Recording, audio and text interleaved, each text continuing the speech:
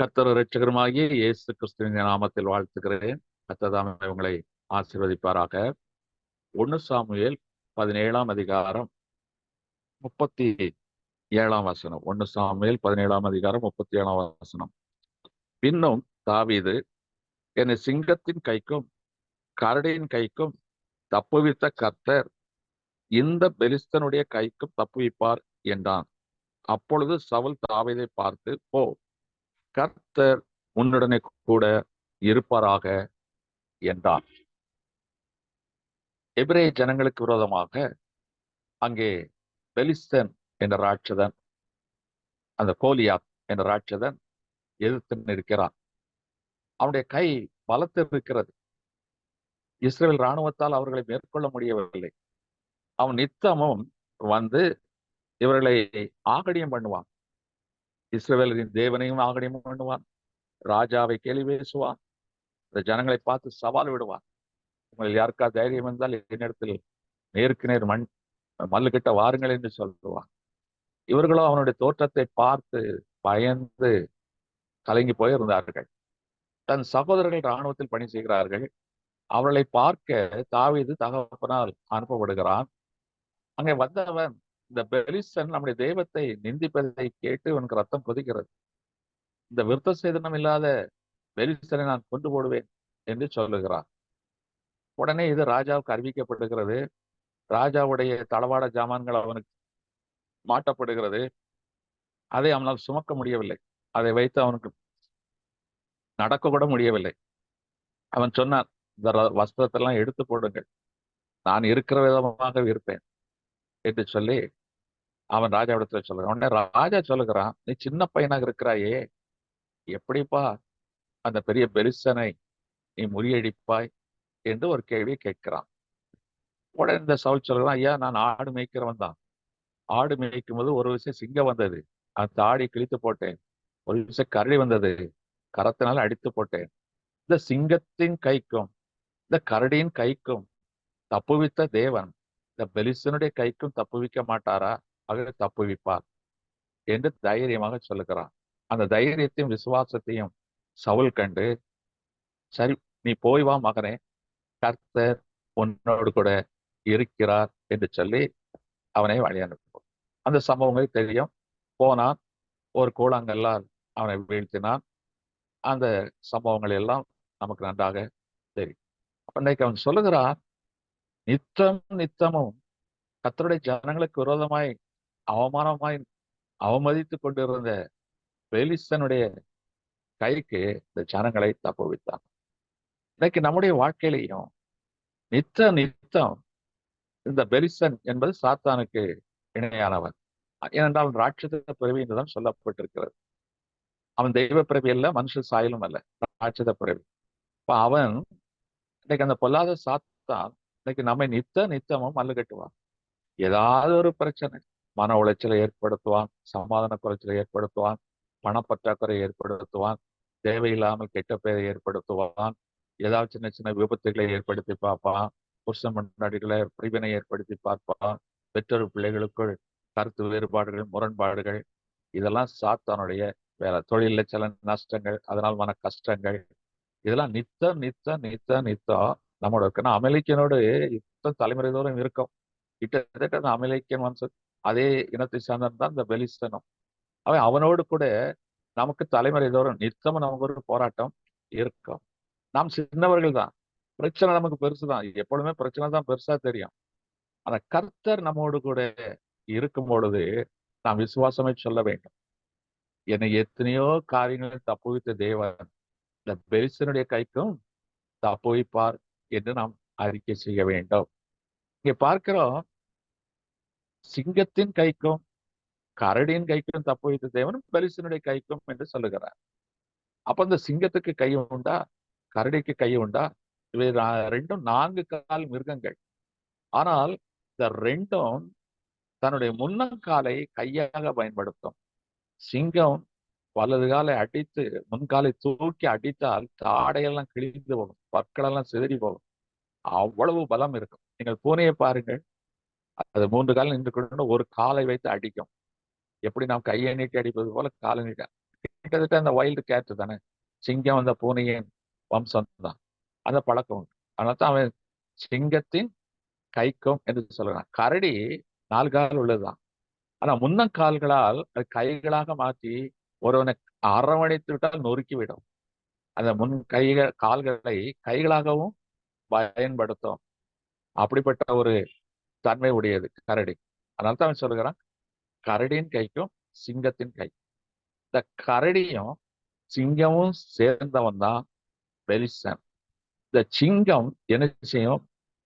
பீறிட்டு போடும். சிங்கத்தினுடைய தன்மையை நொறுக்கி போடும். சிங்கம் சாதாரணமானதல்ல. சிங்கம் என்ன செய்யும்?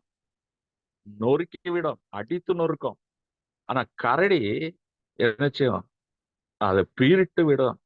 ஆகவே இது சாத்தான்கோ விடப்படுது. இப்ப சிங்கமும் கரடியும் சேர்ந்த பலம் உள்ளவன் சாத்தான். அவன் பெலிஸ்தன். அதாங்க சிங்கம் கரடி என்று சொல்லப்பட்டிருக்கிறது.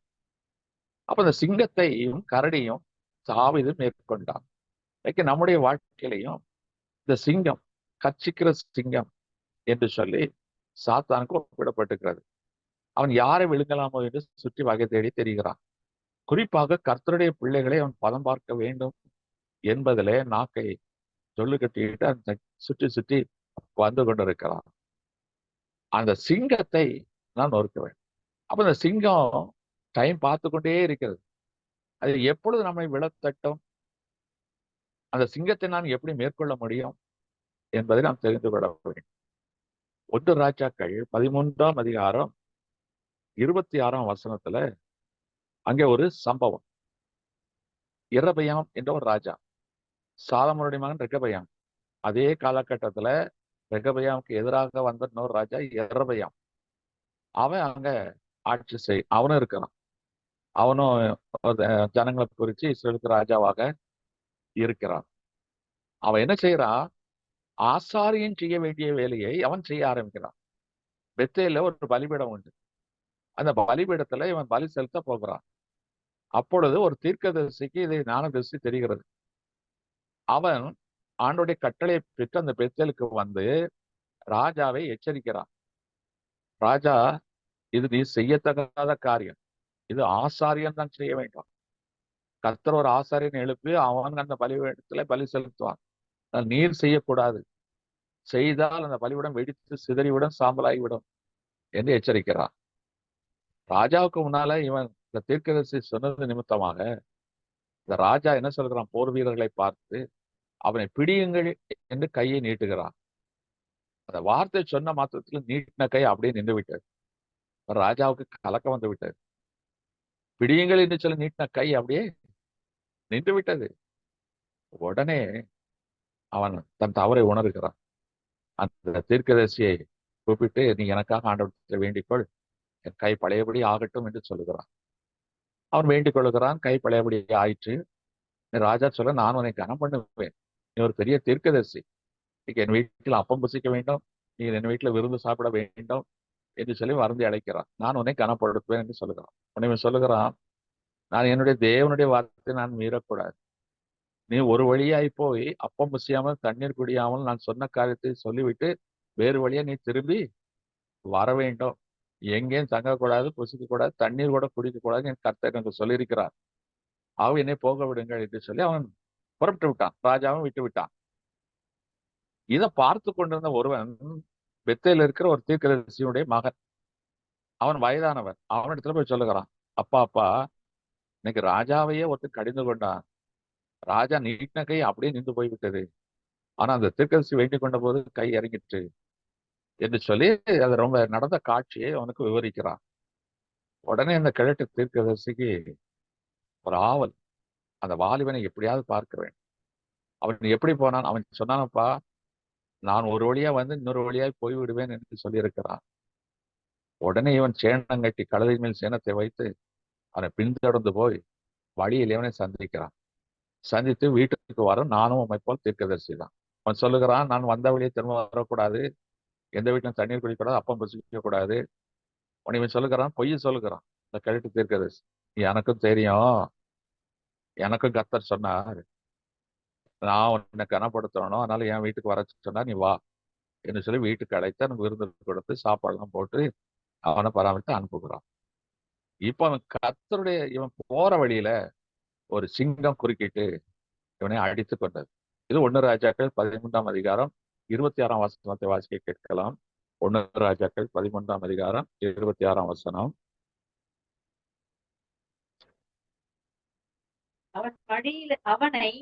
வழியிலிருந்து திரும்ப பண்ணின தீர்க்கதரிசி அதை கேட்டபோது அவன் கர்த்தருடைய வாக்கை மீறின தேவனுடைய மனுஷன்தான் கர்த்தர் அவனுக்கு சொன்ன வார்த்தையின்படியே கர்த்தர் அவனை ஒரு சிங்கத்துக்கு ஒப்பு கொடுத்தார். தீர்க்கதரிசி ஆனா அவனை கர்த்தர் சிங்கத்துக்கு ஒப்பு கொடுத்தார். எப்போ? கர்த்தர் அவனுக்கு திட்டமாய் சொல்லி இருக்கிறார், சொன்னதுபடியே நடந்திருக்கிறது. அப்படி இருந்தும் ஒருவன் திசை மாற்றுகிறான். இப்ப நம்முடைய வாழ்க்கையில கர்த்தர் உங்களுக்கு ஒரு வார்த்தையை சொன்னால் அதுல உறுதியா இருக்கணும். அதற்கு பிறகு யாராவது குறுக்கிட்டு அதுக்கு விளக்கம் கொடுத்து இப்படி இருக்கலாமே அப்படி செய்யலாமே என்று சொன்னால் நம்பாதீர்கள். தீர்க்கதரிசிகள் என்ற பொருளில் சொன்னால் கூட ஏற்றுக்கொள்ளாதீர்கள்.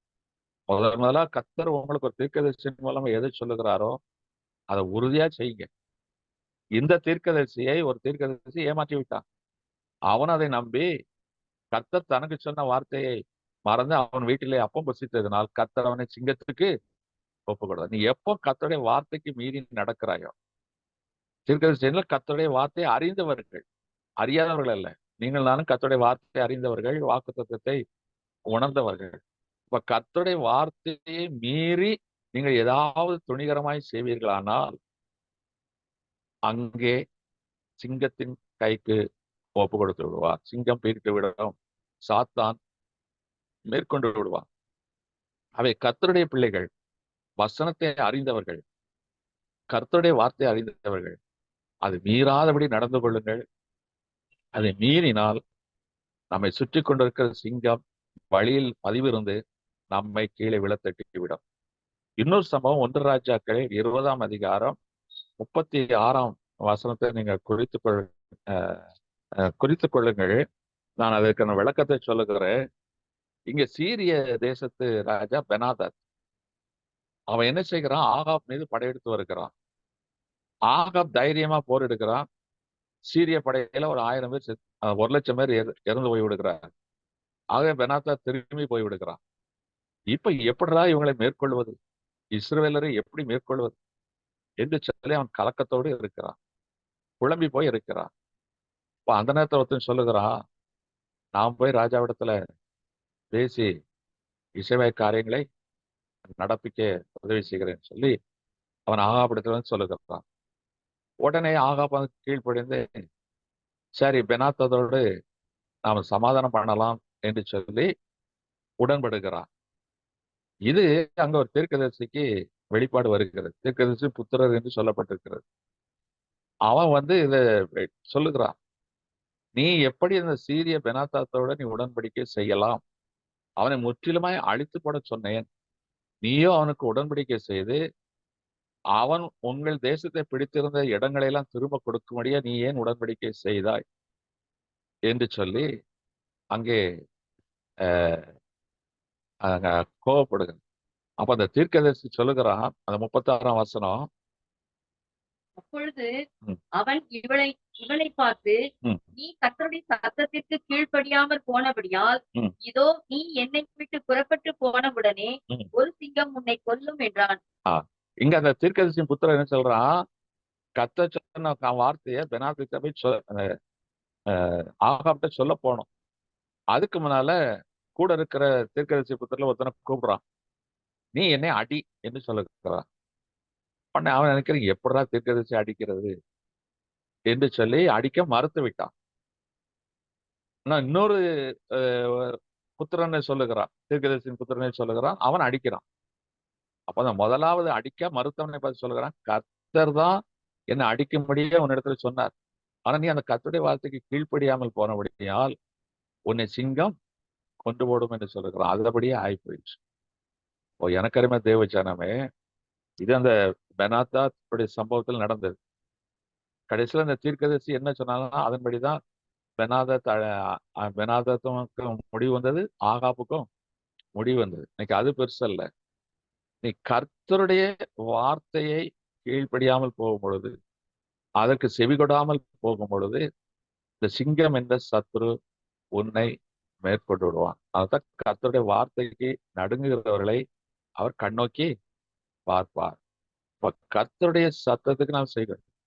ஆனா இன்னைக்கு என்ன, கர்த்தருடைய வார்த்தைகள் நமக்கு வருகிறது, அதை திசை திருப்பும்படியாய் தவறான காரியங்களும் வருகிறது. அப்ப எது கர்த்தருடைய ஆலோசனை, யார் மூலமாய் கர்த்தருடைய வார்த்தைகள் வரும்? 2 யோவான் 9 எது கர்த்தருடைய வார்த்தை, யார் மூலமாய் வருகிற வார்த்தைகள், கர்த்தருடைய வார்த்தைகள் எதை ஏற்றுக்கொள்ள வேண்டும் என்பதற்கு அங்க ஒரு விளக்கம் இருக்கிறது. 2 யோவான் 9 உபதேசத்திலே நிலைத்திராமல், கிறிஸ்துவின் உபதேசத்தில் வார்த்தைகளில் நிலைத்திராமல் நடக்கிற எவனோ மீறி நடக்கிற எவனும் உடையவன் அல்ல. தேவனை உடையவன் அல்ல. உபதேசத்தில் நிலைத்திருக்கிறவனோ கிறிஸ்துவின் உபதேசத்தில் நிலைத்திருக்கிறவனோ பிதாவையும் குமாரனையும் உடையவன். இப்ப இன்னைக்கு நல்ல அந்த 9ஆம் மாசத்துல வந்திருக்கிறோம். கொஞ்சம் யோசிச்சு பாருங்க, எங்கெங்க கர்த்தருடைய வார்த்தைகளுக்கு நாம் மீறி இருக்கிறோம், மீறி அக்கிரமங்களை செய்திருக்கிறோம். இன்றைக்கு ஒரு ரட்சணை நாள், இன்றைக்கு ஒரு ஒப்புரவாக வேண்டும். ஏனென்றால் ஏசாயா 53 ஏசாயா 53 நம்முடைய மீறுதல்கள் நிமித்தம் அவர் காயப்பட்டு நம்முடைய அக்கிரமங்கள் நிமித்தம் அவர் நொறுக்கப்பட்டார். நமக்கு சமாதானத்தை உண்டு பண்ணும் அவர் மேல் வந்தது. அப்ப இன்னைக்கு ஒரு ரட்சணை நாள். இன்னைக்கு நமக்கு அக்கிரமங்கள் பண்ணியிருக்கோம், மீறுதல் பண்ணியிருக்கிறோம். இன்னைக்கு மனம் தருவோம், ஆண்டவர்ட்ட ஒப்புரவாக்கும். ஏனென்றால் சிலுவையிலே அவர் நமக்காக அக்கிரமங்கள் மீறுதல்களை சுமந்திருக்கிறார். அதற்கான தண்டனையும் காயங்களையும் அவர் ஏற்றுக்கொண்டிருக்கிறார். இனிமேல் நம்ம ரொம்ப ஜாக்கிரதையா இருக்கணும். அதனால்தான் புதிய ஏற்பாட்டு சபைக்கு பவுல் அழகாய் சில ஆலோசனைகளை கொடுப்பார். கொலோசியர்கள் நிருபம் 3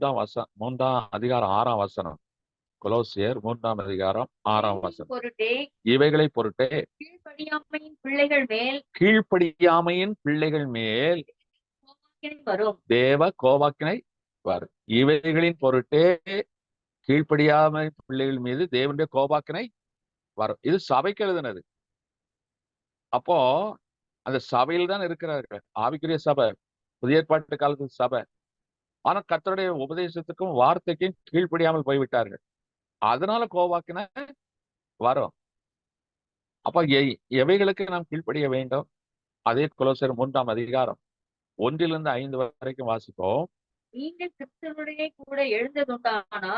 கிறிஸ்துவுடனே கூட எழுந்தது உண்டானால் தேவனுடைய வலது வாசத்தில் வீற்றிருக்கும் இடத்திலுள்ள கிறிஸ்து தேவனுடைய வலது வாசத்திலே வீற்றிருக்கும் இடத்திலுள்ள மேலானவைகளை தேடுங்கள், பூமியில் உள்ளவைகளே அல்ல. நல்லா தெரிந்து கொள்ளுங்கள். எப்பொழுதும் தேவனுடைய ராஜ்யத்துக்கு அடுத்த காரியத்தை நாடுங்கள். நாம் பூமியில் உள்ளவர்களை தேடுகிறோம். ஏன்னா பூமியிலே வாழ்கிறோம், பூமியில் உள்ளவர்களே தேடுகிறோம். நீங்க முதலாவது தேவனுடைய ராஜ்யத்தை தேடுங்கள் என்று சொல்லுகிறார். ஏனென்றால் நீங்கள் மரித்தீர்கள், உங்களுடைய ஜீவன் கிறிஸ்துவுடனே தேவனுக்குள் மறைந்திருக்கிறது.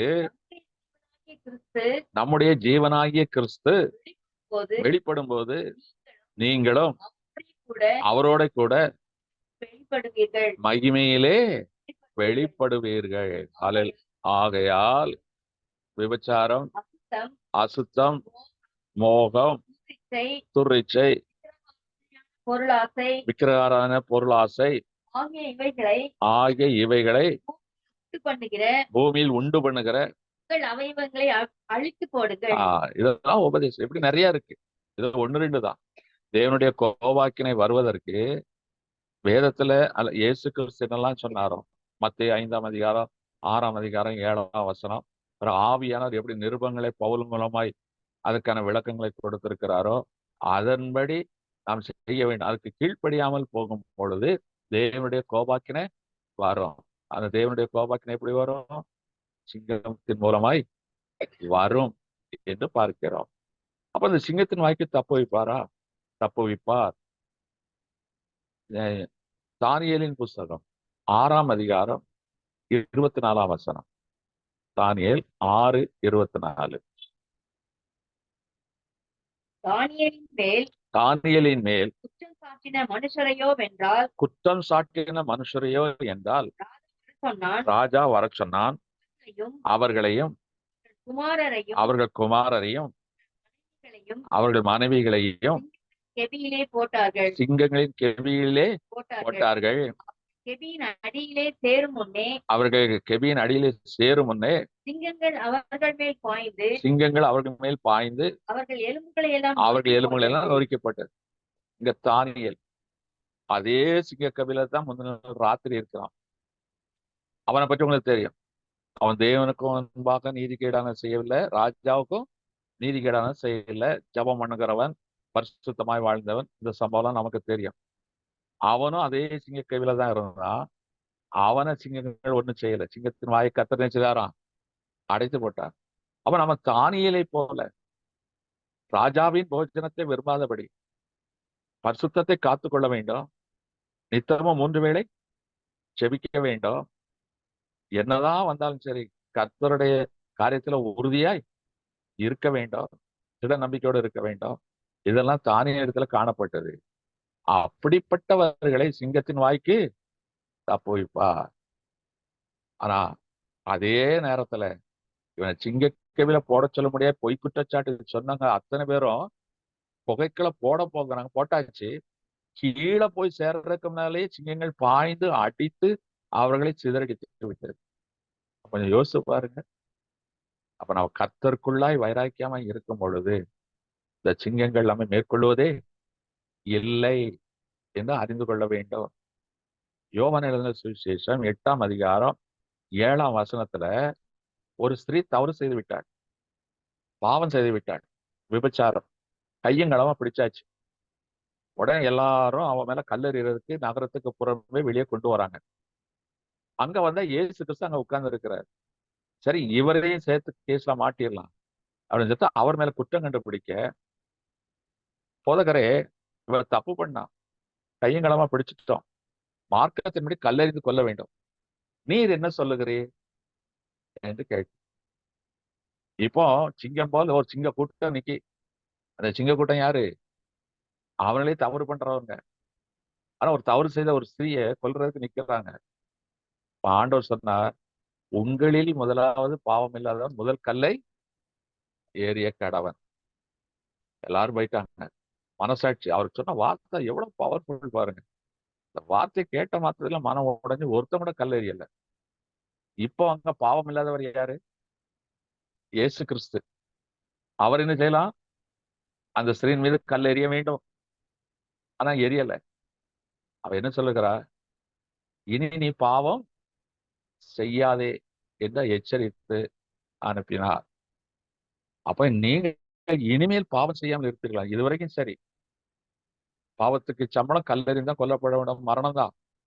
ஆனா எப்போ இயேசு கிறிஸ்து அந்த மரணத்தை ஏற்றுக்கொண்டாரோ, அவர் நம்மை மன்னித்து விட்டாரோ, இனிமேல் நீங்கள் அந்த பாவங்களை செய்யக்கூடாது. செய்யும் பொழுது நியாய தீர்ப்புல நாம் தப்பிக்கப்படவே மாட்டோம். அதுதான் இந்த இடத்துல சொல்லப்பட்டிருக்கிறது. ரோமர் 8ஆம் அதிகாரம் 33ஆம் வசனம்.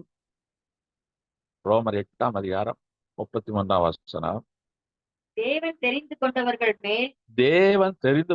மேல் குற்றம் சாட்டுகிறவன் யார்? குற்றம் சாட்டுகிறவன் யார்? தேவனே அவர்களை நீதிமான்களாக்குகிறவர். தேவனே அவர்களை நீதிமான்களாக்குறவர். குற்றம் சாட்டுவது சாத்தானுடைய செயல், அந்த சிங்கத்தினுடைய செயல்.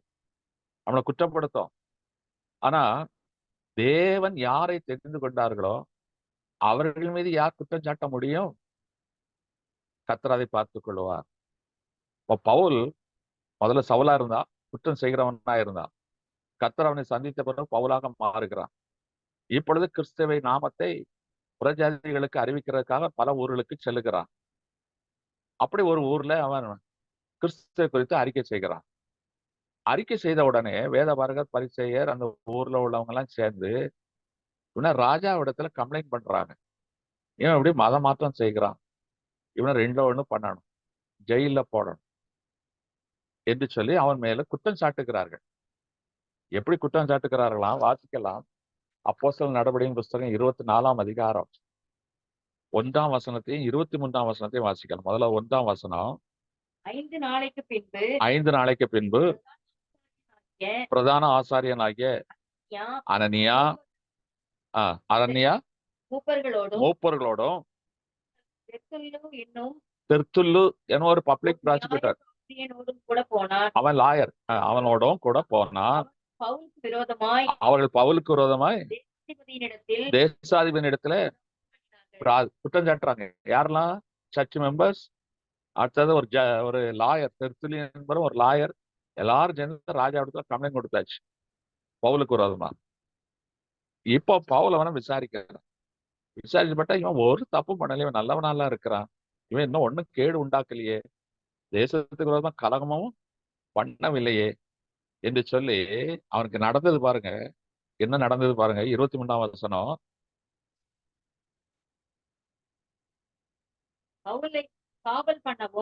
பவுலை காவல் பண்ணவும் கண்டிப்பில்லாமல் நடத்தவும் அவனுக்கு ஊழியம் செய்கிறதற்கும் அவனை கண்டுகொள்ளுகிறதற்கும் அவருடைய மனுஷர்களில் தடை செய்யாதிருக்கவும் அவனை பார்க்கவர்கள் ஒருவரையும் தடை செய்யாதிருக்கவும் 100க்கு அதிபதியானவனுக்கு கட்டளையிட்டு அவர்களை காத்திருக்கும்படி செய்தான். அவர்களை காத்திருக்கும்படி. எவர்களை? இந்த குற்றம் சாட்டான் பாத்தீங்களா? குற்றம் சாட்டி இவனை ஜெயில போட்டணும், தூக்கு தண்டனை வாங்கி கொடுக்கணும்னு சொல்லி போராட்டம் பாத்தீங்களா? அவங்கள வெயிட்டிங் லிஸ்ட்ல போட்டார். ஆனா இவனுக்கோ ராஜ மரியாதையை கர்த்தர் கொடுத்தார். நீ கர்த்தருக்குள் பவுலை போல இருப்பாயானார், தானியேலை போல இருப்பாயானார், உனக்கு விரோதமா குற்றம் சாட்டுவாங்க, கஷ்டமா தான் இருக்கும்.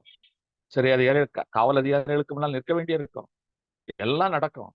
ஆனால் கடந்து போகிற இடத்துல உனக்கு கனமும் மகிமையும் மரியாதையும் உண்டாயிருக்கும். இதை நம்ம பார்க்கிறோம். கம்ப்ளைண்ட் கொடுத்தவன் ரோட்ல நிக்கிறான், இவனுக்கு ராஜ உபசரணை நடந்தது. இதான் கர்த்தர். அப்ப நாம கர்த்தருக்கு சரியா இருப்போமானால் உலகம் நம்மளை எவ்வளவு விதத்துல குற்றச்சாட்டினாலும் சரி, சிறை அதிகாரிக்கு முன்னால் நிறுத்தினாலும் சரி, தேசாதிபதிகளுக்கு முன்னால் நிறுத்தினாலும் சரி, அவர்கள்தான் வெட்கப்பட்டு போவார்கள். சிங்கத்தின் வாய்க்கு கர்த்தர் நம்மை தப்புவிக்க வல்லவராயிருக்கிறார். இதை தாவீது உணர்ந்திருக்கிறான். சிங்கத்தையே கொண்டவன் தாவீது. அவன் சொல்லுகிறான், சங்கீதம் 22:21, சங்கீதம் 22:21, ஆமா, சங்கீதம் 22:21, என்னை சிங்கத்தின் வாயிலிருந்து ரட்சியும், என்னை சிங்கத்தின் வாயிலிருந்து ரட்சியும். இது யாரு? தாவீது. ஏற்கனவே சிங்கத்தை கொன்னவர், எதை குறிச்சும் பயப்படாதவர். ஆனா இவன் குறிப்பிடுகிற சிங்கம் எது? பொல்லாப்பு, பாவம், அக்கிரமம், மீறுதல். ஏன்னா இப்ப இவனுக்கு கர்த்தருடைய வார்த்தை இவனுக்கு தெரியும், தீர்க்கதரிசி மூலமா கிடைக்கிறது, அபிஷேகத்தை பெற்றவன்.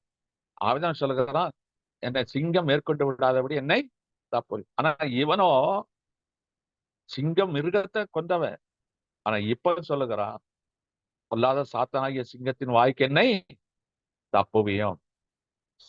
எபிரேயர் 11:33 ஒரு அழகான சம்பவம் எழுதப்பட்டிருக்கிறது. எபிரேயர் 11:33,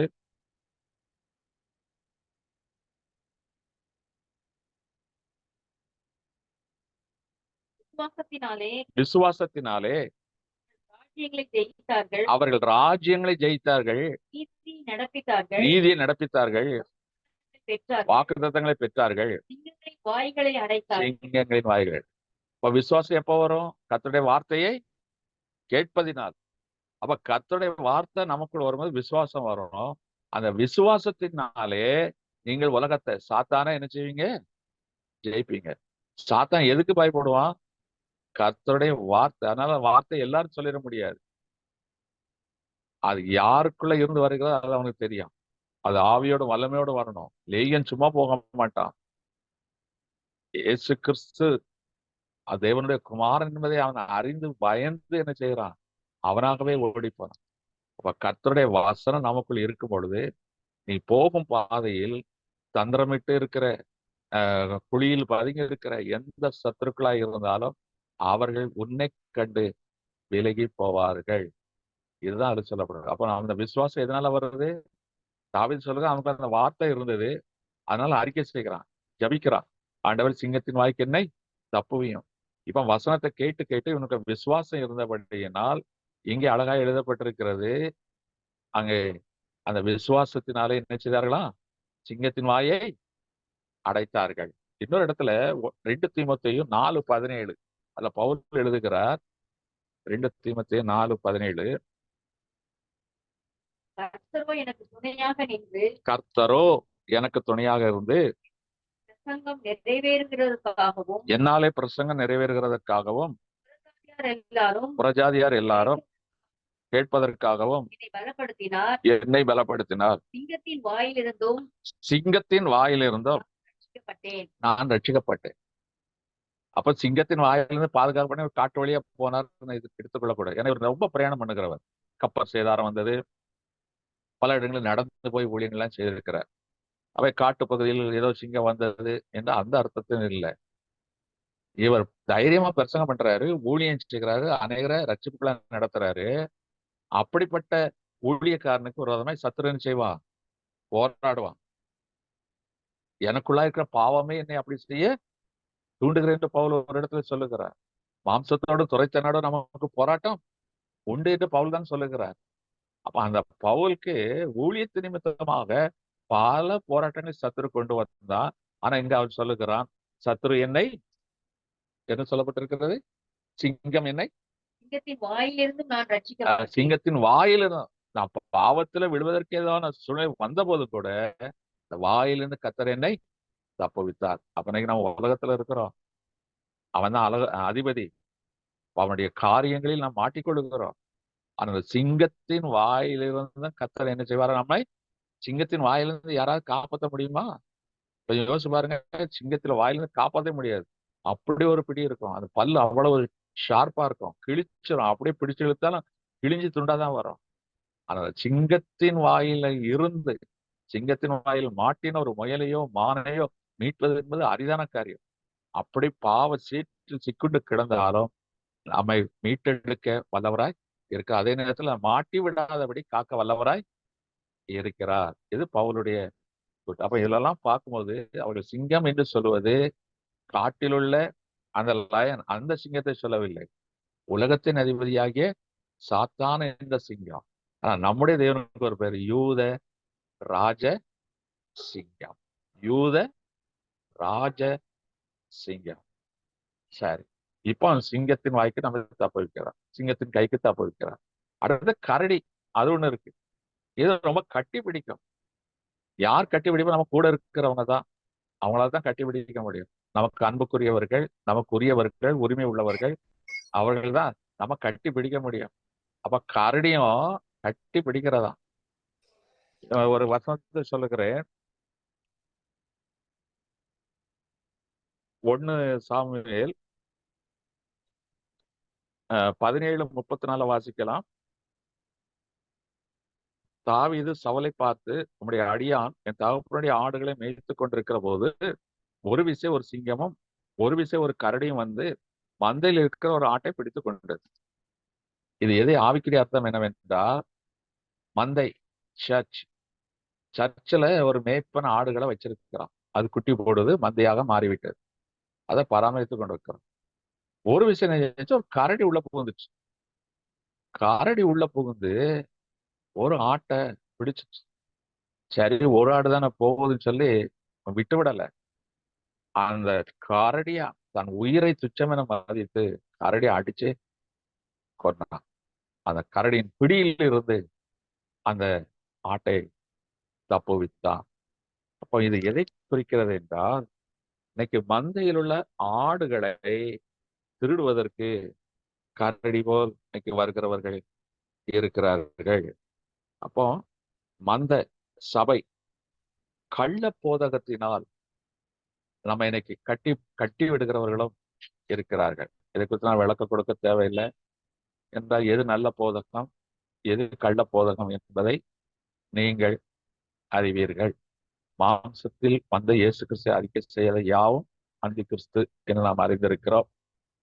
அப்போ பிதா குமாரன் பரிசுத்த இந்த திருத்துவத்தின் சத்தியத்தை போதிக்காதவர்களை ஏற்றுக்கொள்ளக்கூடாது என்பதையும் நாம் அறிந்திருக்கிறோம். அப்போ மந்தையில் உள்ள சபையில் உள்ள ஆடுகளைத்தான் என்ன கரடி கரடி வீட்டுல வந்தான் திருடும். அதிகமா அவர் திருடுறது திருடிதான் சாப்பிடும். வீட்டுல வந்தா திருடும். நீங்க பார்ப்பீங்க கோத்தகிரி, ஊட்டி இந்த பகுதிகள் எல்லாம் அது வீடுகளுக்கு நுழைந்து திருடி சென்றது, எடுத்து சென்றது என்று பார்ப்போம். இன்னைக்கு சபைகளுக்குள் கரடிகள் நுழைந்திருக்கிறது. அது ரொம்ப ஜாக்கிரதையா இருக்கணும். அது மாத்திரமல்ல, நம்ம தனிப்பட்ட வாழ்க்கையிலும் இன்னைக்கு கரடிகள் இருக்கிறது. ஒரு சம்பவத்தை நான் விலைக்கு சொல்ல விரும்புகிறேன். 2 ராஜாக்கள் 2ஆம் அதிகாரம் 24ஆம் வசனத்தை வாசிக்கலாம். 2 ராஜாக்கள் 2ஆம் அதிகாரம் 24ஆம் வசனம். அப்பொழுது அவன் திரும்பி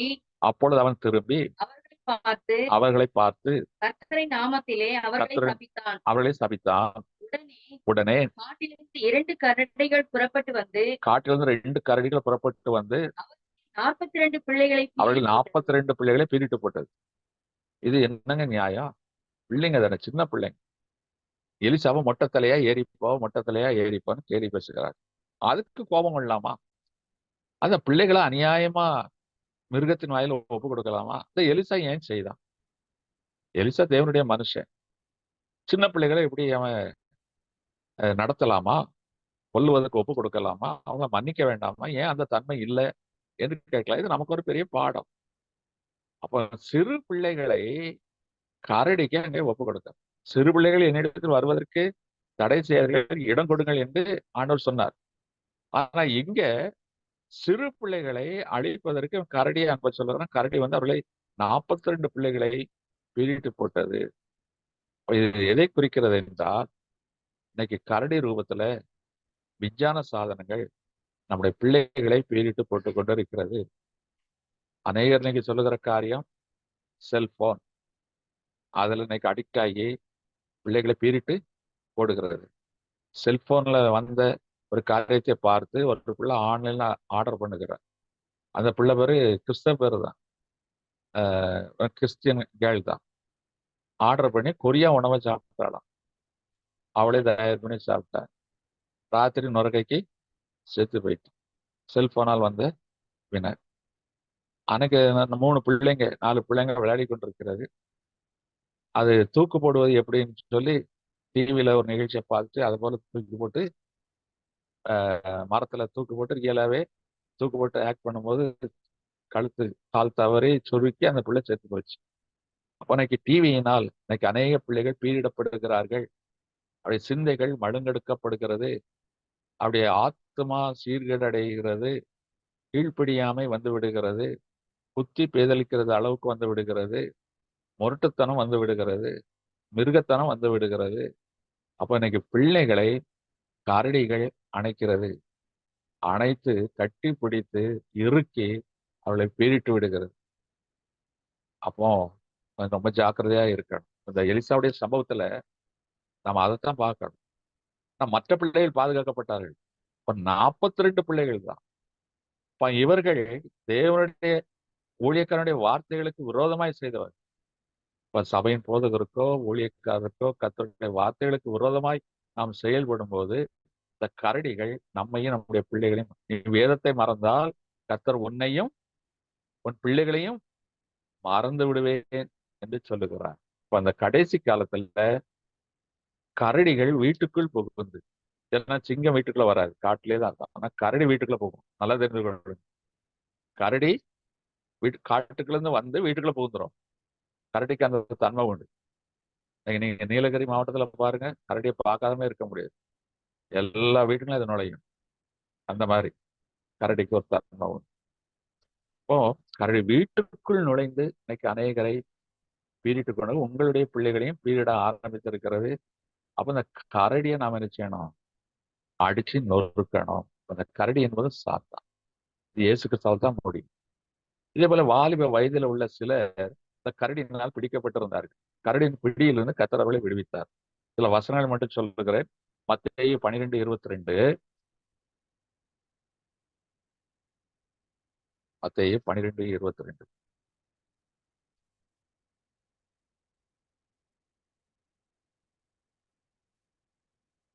அப்பொழுது பிசாசு பிடித்த ஒரு குருடனும் அப்பொழுது பிசாசு பிடித்த ஒரு குருடனும் ஊமையும் ஒருவன் அவரிடத்தில் கொண்டு வரப்பட்டான். அவனிடத்தில் கொண்டு வரப்பட்டான்.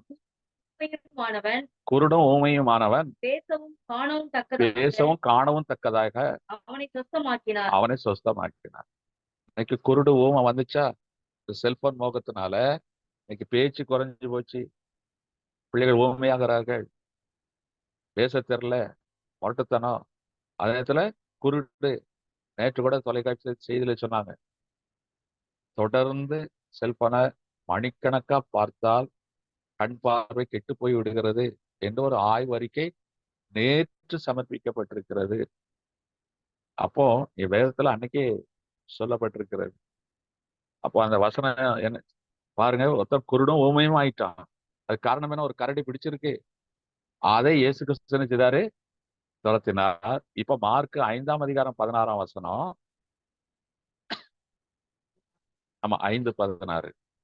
பிசாசுகள் பிடித்திருந்தவனுக்கும் பன்றிகளுக்கும் சம்பவித்ததை கண்டவர்களுக்கும் அவளுக்கு விவரமாய் சொன்னார்கள். இங்க லேகியம் 6000 பிசாசு ஒருத்தனை பிடிச்சிருக்கு. இப்ப இயேசு கிறிஸ்து அவனை துரத்துறார். இப்ப அவன் என்ன செய்யறான்? வஸ்திரம் தரித்து இயேசுவின் பாதத்துல அமர்ந்திருக்கார். என்ன வஸ்திரம்? ரட்சிப்பின் வஸ்திரம். இன்னைக்கு நம்ம பிள்ளைகள் அலங்கார வஸ்திரம், அலங்கோல வஸ்திரங்கள்லாம் உடுத்துட்டு அலையுதுங்க. பேண்ட கிழிச்சு விட்டுக்கிட்டு என்னெல்லாம போட்டுக்கிட்டு அலையுதுங்க. ட்ரெஸ்ல இன்னைக்கு ரொம்ப விகற்பமான சூழ்நிலைகள் உண்டாயிருக்கிறது. அது சாத்தானுடைய செயல். அப்ப இங்க பாருங்க, இப்ப வஸ்திரம் தரித்து இயேசுவின் பாதத்துல இருக்கிறான். அதுக்கு முன்னாடி வஸ்திரத்தை கிழிச்சு அலங்கோலமா நிர்வாணமா கல்றக்குழிகள்ல கிடந்தான். ஆனா இயேசு அதை துரத்தினார்.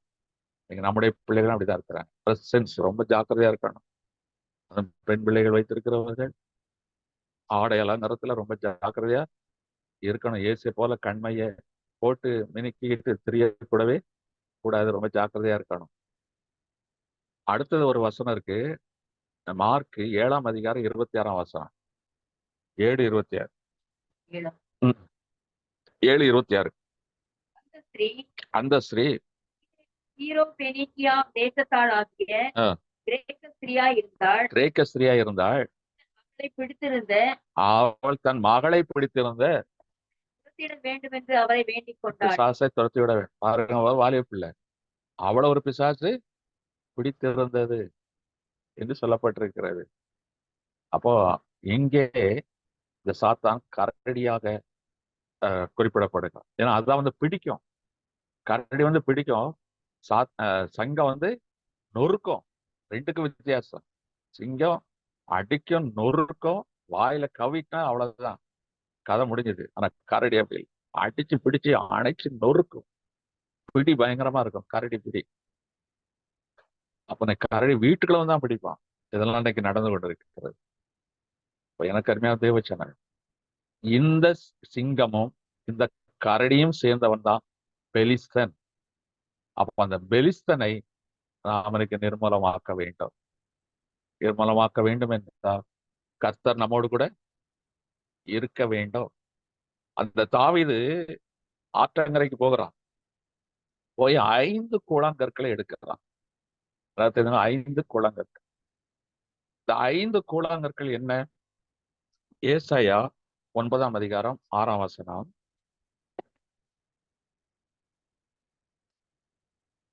ஏசாயா 9:6. நமக்கு ஒரு பாலகன் பிறந்தார், நமக்கு ஒரு குமாரன் கொடுக்கப்பட்டார். தோளின் மேல் இருக்கும், கர்த்தர் தோளின் மேல் இருக்கும்.